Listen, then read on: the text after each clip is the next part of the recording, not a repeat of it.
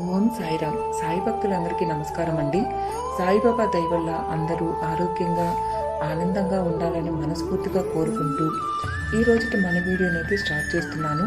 ఇక ఈరోజైతే బాబా గారు మనకు ఒక ముఖ్యమైన సందేశాన్ని అందించడానికి వచ్చేసారండి. అందరి జీవితాల్లో సుఖం ఇంకా దుఃఖం ఉంటుంది. దుఃఖాలు వచ్చినప్పుడు మనం అనుకుంటూ ఉంటాం అన్ని కష్టాలు మనొక్కరికే వస్తున్నాయని. మనకి ఏమీ అర్థం కాదు.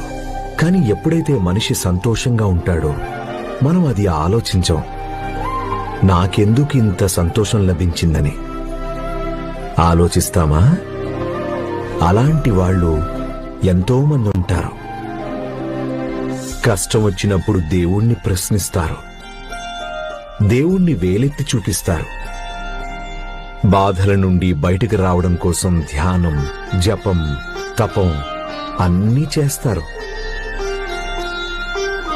కానీ సుఖంలో భగవంతుడికి కనీసం కృతజ్ఞతను కూడా తెలియజేయరు.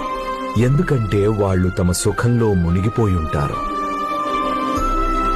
అందుకనే కబీర్ దాస్ గారు చెప్పారు, దుఃఖంలో అందరూ స్మరించుకుంటారు, సుఖంలో ఎవ్వరూ ఏమీ చెయ్యరు. ఎవరైతే సుఖంలో స్మరించుకుంటారో వాళ్ళు దుఃఖాన్ని ఎందుకు అనుభవిస్తారు?